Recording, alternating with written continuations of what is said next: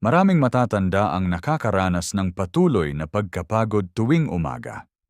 Kahit pa natutulog ng sapat na oras, ang ganitong kondisyon ay hindi dapat balewalain dahil maaari itong maging senyales ng mas malalim na isyu sa kalusugan tulad ng sleep apnea, hormonal imbalance, o mga chronic disease na hindi pa natutukoy.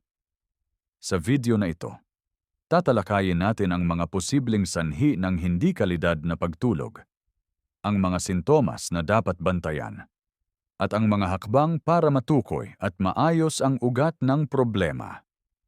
Layon ng impormasyong ito na makatulong sa mga senior na mapanatili ang tamang antas ng enerhiya at kalusugan araw-araw.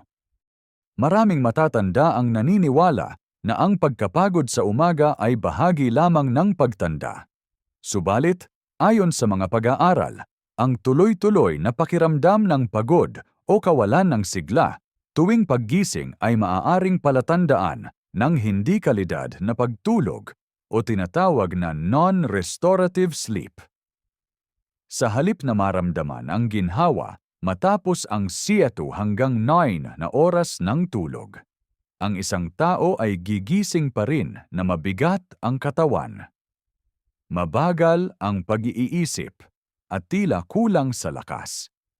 Ayon sa isang artikulo mula sa Sleep Health Journal noong 2020, halos 45% ng matatanda, edad 60 pataas, ay nagrereklamo ng hindi sapat na enerhiya sa umaga kahit natutulog ng sapat na oras.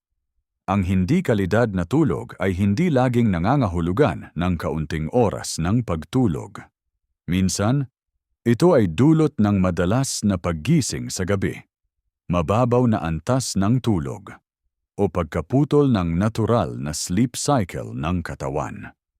Ang mga pangunahing sintomas ng non-restorative sleep ay kadalasang hindi agad namamalayan, ngunit may malinaw na pattern. Kabilang dito ang pagkagising na parang pagod pa rin, kahit sapat ang bilang ng oras ng tulog. Madalas din itong sinasamahan ng panlalata ng kalamnan o pananakit ng katawan, pati na rin ang panlalabo ng isipan o mabagal na pagproseso ng impormasyon tuwing umaga. Bukod dito, ang taong may ganitong kondisyon ay maaaring madaling antukin pa rin sa umaga. Mabilis mainis o mabalisa, kahit sa simpleng mga bagay. At makaranas ng tuyong bibig o pananakit ng ulo pagkagising.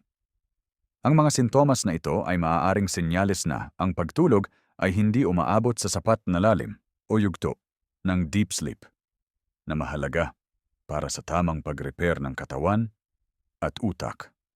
Ang mga sintomas na ito ay hindi dapat ipagsawalang bahala, lalo na kung nararanasan ng higit sa 3 beses sa isang linggo. Sa isang ulat ng National Sleep Foundation 2019, ipinapakita na ang tulog ay hindi lamang para sa pahinga, kundi para rin sa pagpapanumbalik ng normal na paggana ng utak, hormone regulation, at cell repair ng buong katawan. Kapag hindi naaabot ng katawan ang tinatawag na deep sleep or slow-wave sleep, hindi rin ito na isasagawa ang mga importanteng proseso tulad ng memory consolidation, tissue growth, at immune recovery. Ibig sabihin, kahit mahaba ang oras ng tulog, kung madalas ang pagkaalimpungatan o hindi malalim ang tulog, maaring hindi makamit ang totoong pahinga na kailangan ng katawan. Isa rin sa dapat isaalang-alang ay ang kondisyon ng tinatawag na sleep fragmentation, kung saan maraming hindi namamalayang pagkaantala ang pagtulog maaaring dahil sa pag-ihi sa gabi nocturia, sleep apnea, o iba pang kondisyon tulad ng chronic pain. Sa isang pag-aaral mula sa Journal of Gerontology 2021, ipinakita na ang mga pasyenteng may fragmented sleep ay mas mataas ang risk ng cardiovascular disease at cognitive decline. Kung ikaw ay nakakaranas ng tuloy-tuloy na pakiramdam ng pagod kahit matagal ang tulog, mainam na obserbahan ang mga kasamang sintomas at frequency ng kondisyon. Ang dokumentasyon ng sleep pattern sa loob ng 1 to 2 linggo ay makakatulong sa doktor upang masuri kung may posibleng underlying sleep disorder o iba pang metabolic condition na dapat imbestigahan. Ang tulog ay hindi lamang tungkol sa haba ng oras, kundi sa kalidad ng bawat yugto nito. Kapag paulit-ulit ang pagkagising sa umaga na tila walang nabuong lakas, kadalasan ito ay may pinagmumulan na pisyolohikal o medikal na kailangang tukuyin. Ilan sa mga pangunahing sanhi ay nauugnay sa mga kondisyon na hindi agad nararamdaman o kadalasang hindi naiuugnay sa pagtulog ng pasyente. 1. Sleep apnea. Ang obstructive sleep apnea OSA ay isa sa mga pangunahing sanhi ng non-restorative sleep sa mga matatanda. Sa kondisyong ito, humihinto o bumabagal ang paghinga ng panandalian habang natutulog. Ayon sa American Academy of Sleep Medicine 2022, humigit kumulang 26% ng mga matatanda, edad 65 pataas ay may hindi na-diagnose na sleep apnea. Sa bawat episode ng paghinto ng paghinga, ang katawan ay bahagyang nagigising na hindi laging namamalayan ng pasyente. At ito ang humahadlang sa pag-abot ng deep at REM sleep. Dahil dito, kahit matulog ng 8 oras, nananatiling mababa ang kalidad ng pahinga. 2. Nocturia o madalas na pag-ihi sa gabi. Ang madalas na pagbangon upang umihi sa gabi ay isa ring malaking salik sa pagkaputol ng tulog. Ayon sa isang pag-aaral ng International Urogynecology Journal 2021, halos 70% ng mga kalalakihang higit 70 taong gulang at 60% ng kababaihan sa parehong edad ay nakakaranas ng nocturia. Nakadalasang nagre-resulta sa fragmented sleep. Ang hindi tuloy-tuloy na tulog ay naglilimita sa oras ng katawan sa slow-wave sleep na mahalaga sa pisikal na pagbawi. 3. Hormonal imbalance cortisol at melatonin dysregulation. Ang natural na antas ng cortisol at melatonin ang nagtutulak sa circadian rhythm ng katawan. Ang melatonin ay tumataas sa gabi upang tulungan tayong makatulog, samantalang ang cortisol ay inaasahang tataas sa umaga upang tayo'y magising na may sigla. Sa matatanda, ang natural na produksyon ng melatonin ay bumababa. National Institutes of Health 2020. Habang ang cortisol rhythm ay maaaring maging irregular, ang resulta ay pagtulog na mababaw at paggising na wala sa kondisyon. Depression at anxiety. Ayon sa Journal of Clinical Sleep Medicine 2020, may malapit na ugnayan sa pagitan ng depression at non-restorative sleep. Hindi kailangang magkaroon ng malalim na depression upang maapektuhan ang tulog. Maging ang subclinical symptoms tulad ng labis na pag-aalala ay maaaring maging sanhi ng sleep fragmentation, madalas na paggising sa madaling araw, at kawalan ng sleep efficiency. 5. Sakit na hindi pa nadidiagnose diabetes at hypertension. Ang undiagnosed hypertension ay maaaring magdulot ng nocturnal blood pressure spikes na hindi namamalayan ngunit nagpapa-activate sa sympathetic nervous system habang natutulog. Ganito rin ang epekto ng uncontrolled blood glucose levels sa mga pasyenteng may diabetes. Pareho itong maaaring maging sanhi ng pagkaputol ng tulog at kakulangan sa deep restorative sleep. Ayon sa Diabetes Care Journal 2019, 58% ng mga pasyente na may type 2 diabetes ay may sintomas ng hindi maayos na pagtulog kahit hindi nila ito iniinda. Sakit sa kasukasuan at chronic pain. Marami ring matatanda ang hindi nakakatulog ng mahimbing dahil sa pananakit ng katawan tulad ng sa tuhod, balakang, likod, o leeg. Ayon sa Sleep Medicine Reviews 2021, Ang chronic musculoskeletal pain ay may direktang epekto sa sleep continuity. At ang madalas na pagpuwesto sa gabi ay maaaring humantong sa microarousals na hindi rin napapansin ng natutulog. 7. Masamang gawi sa pagtulog, poor sleep hygiene. Kabilang dito ang matagal na paggamit ng cellphone, computer, o panonood ng TV bago matulog. Ang blue light mula sa mga screen ay napatunayang nakakasagabal sa produksyon ng melatonin, Harvard Health Publishing, 2018, na kritikal sa pagsisimula ng natural na tulog.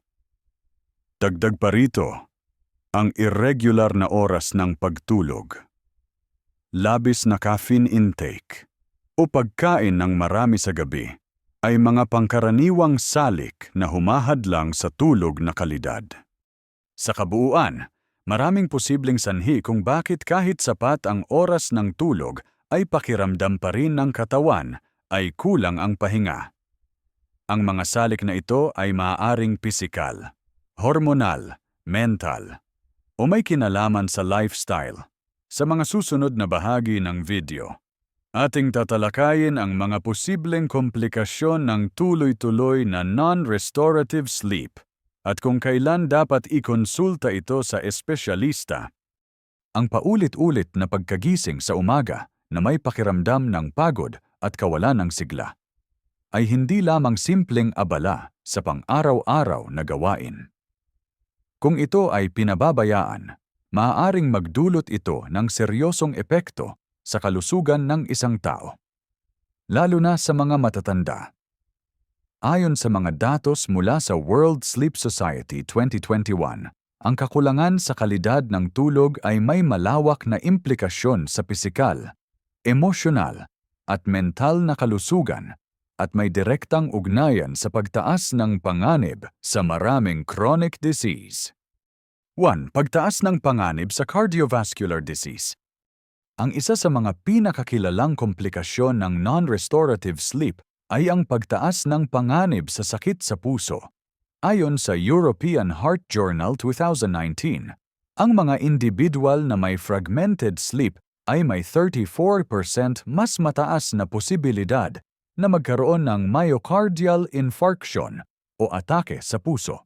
Ang paulit-ulit na pagkaalimpungatan sa gabi ay nagpapataas ng sympathetic nervous activity na nagdudulot ng pagtaas ng presyon ng dugo at heart rate.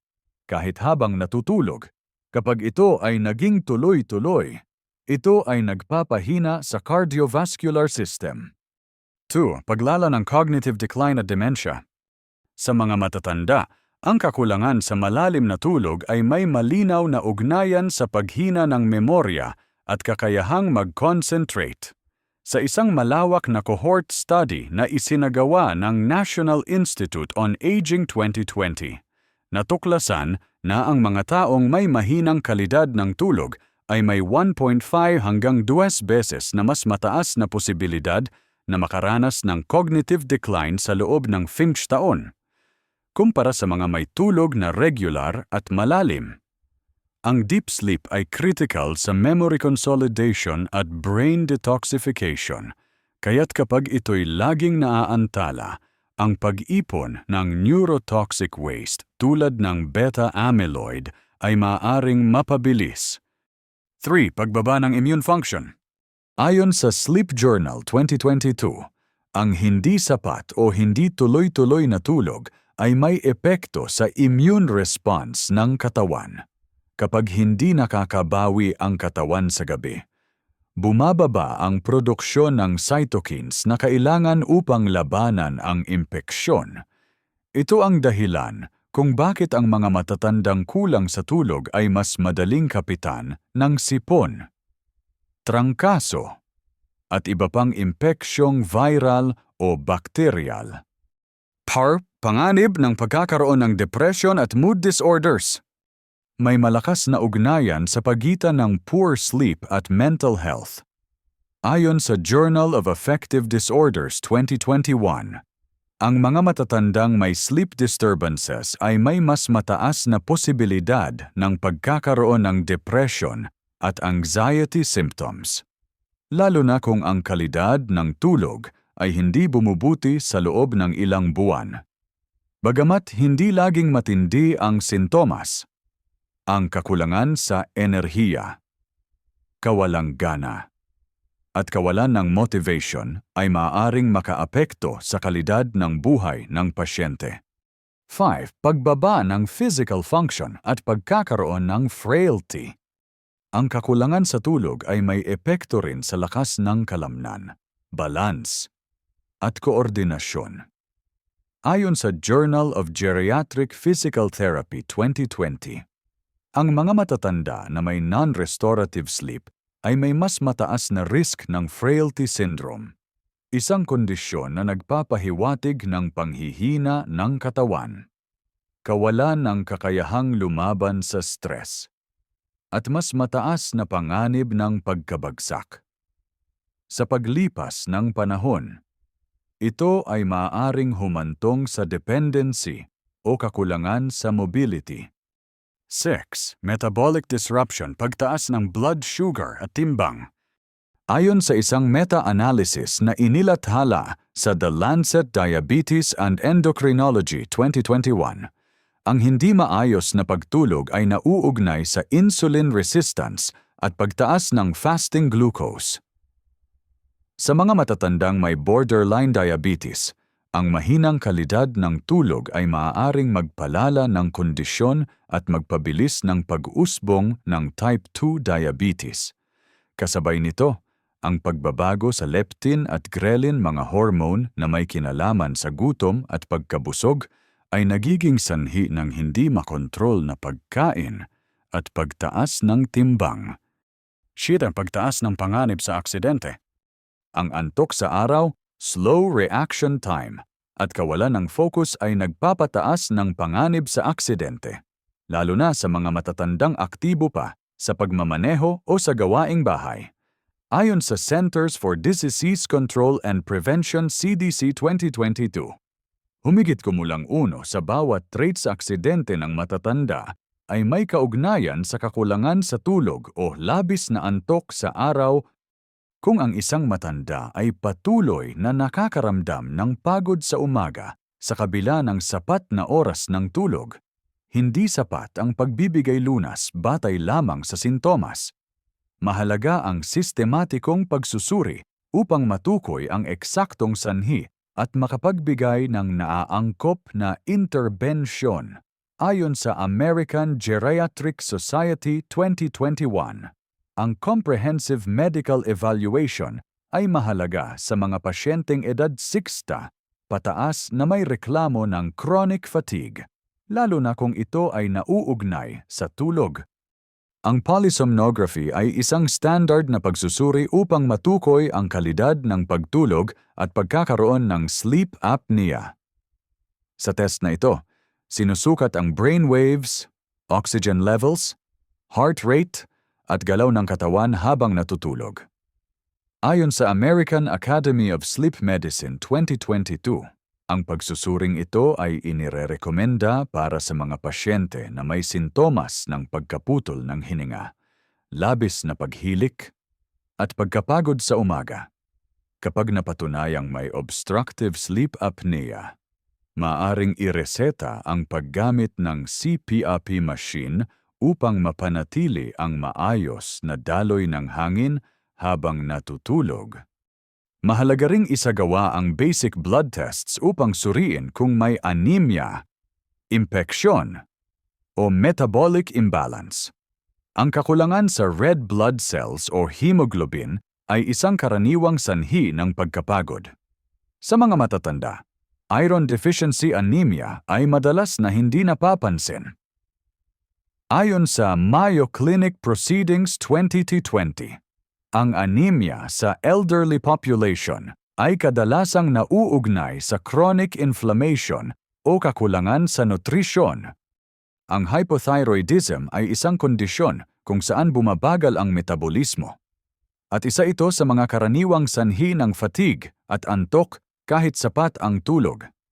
Ayon sa Endocrine Society 2021, halos 10% ng populasyong higit 60 taong gulang ay may hindi na-diagnose na hypothyroidism. Sa pamamagitan ng TSH at free T4 test, maaaring matukoy kung ang thyroid gland ay gumagana ng maayos o kung may kailangang gamutin. Ang pagsusuri sa blood sugar ay mahalaga upang matukoy kung may diabetes o insulin resistance.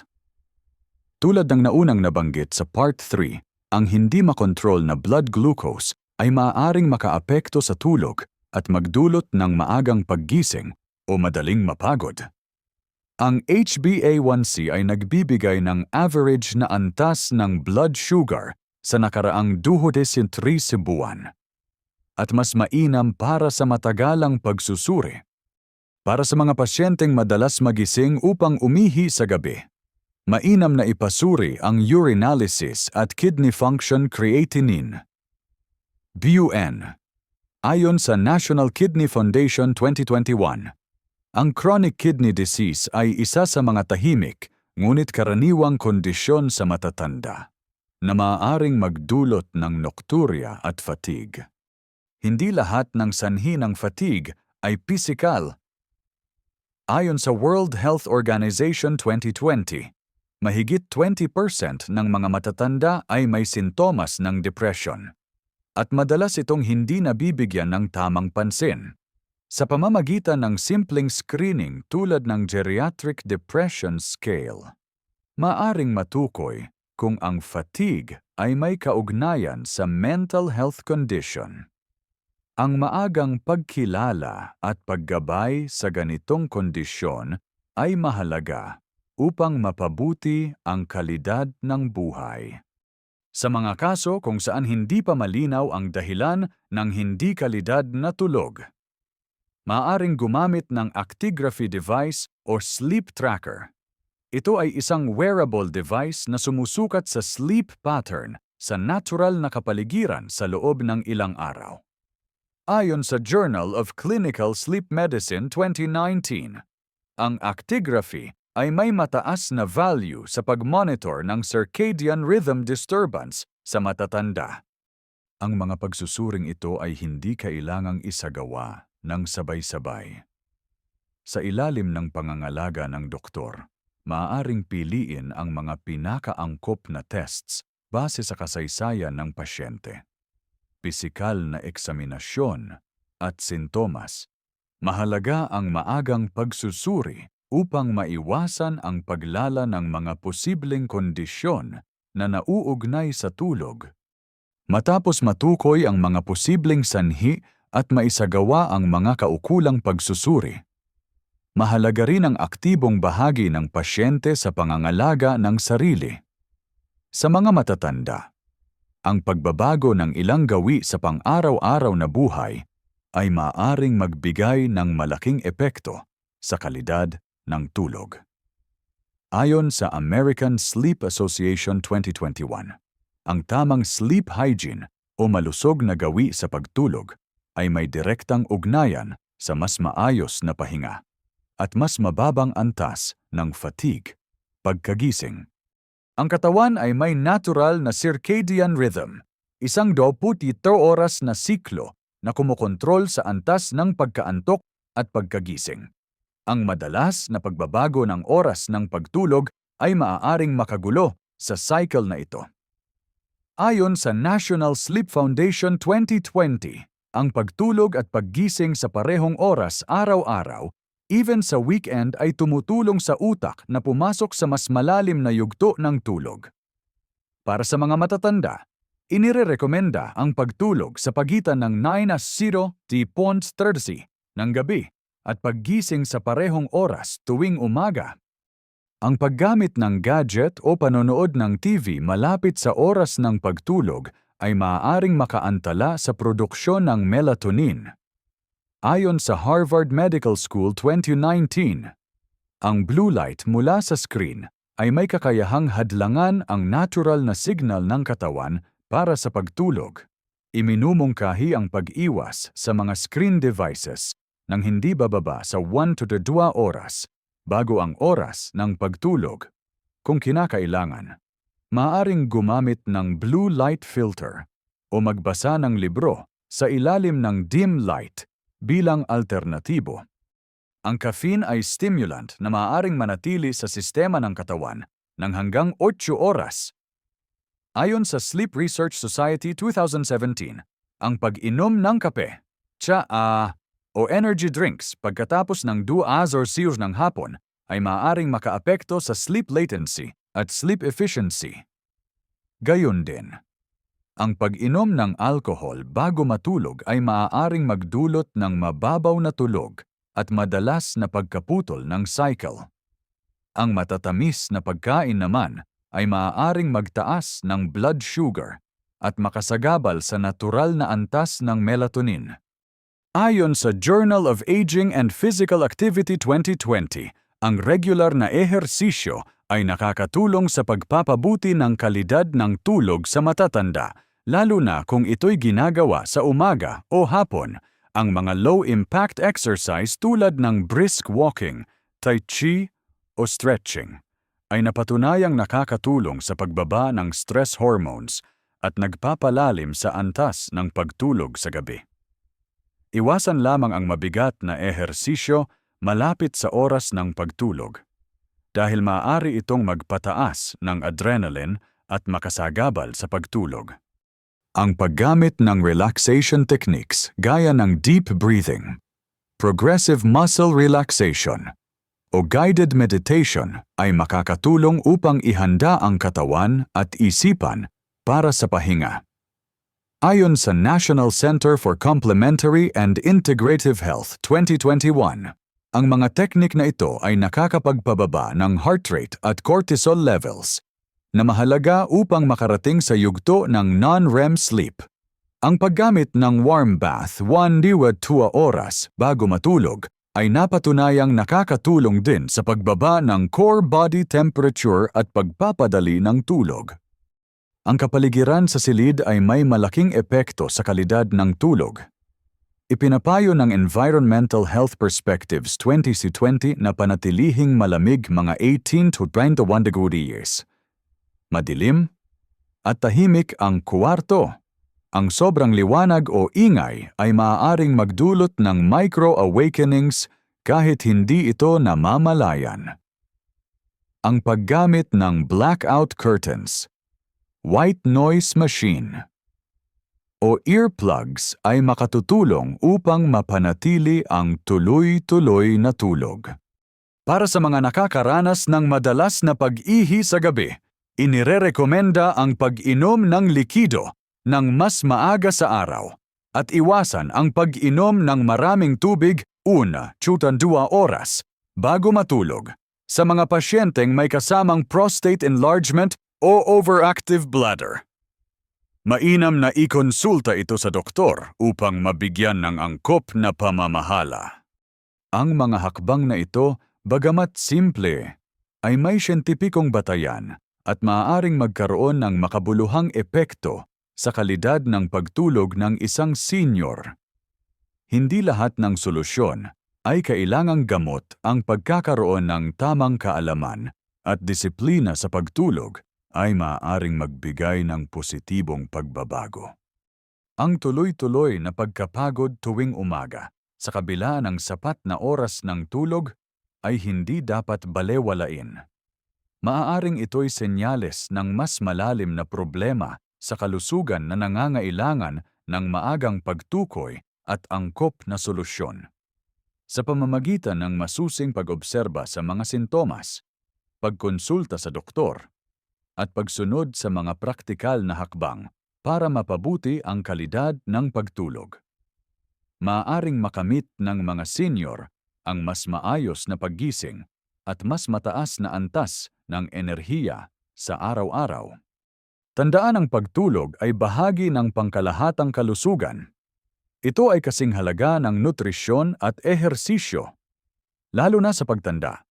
Ang hindi magandang tulog ay hindi lamang problema sa gabi ito, ay may epekto sa puso, isipan, metabolismo, at emosyon sa buong maghapon. Kung ikaw o ang iyong mahal sa buhay ay nakakaranas ng paulit-ulit na pagod sa umaga, huwag mahiyang kumonsulta sa iyong doktor. Ang maagang interbensyon ay susi sa mas maginhawa, ligtas, at aktibong pamumuhay sa senior years. I-like ang video na ito kung may natutunan ka. I-share ito sa kapwa mo senior o pamilya upang mas marami ang makinabang sa impormasyon. At huwag kalimutang mag-subscribe sa aming channel para sa mas marami pang praktikal at makabagong payo para sa kalusugan ng mga 6 na pataas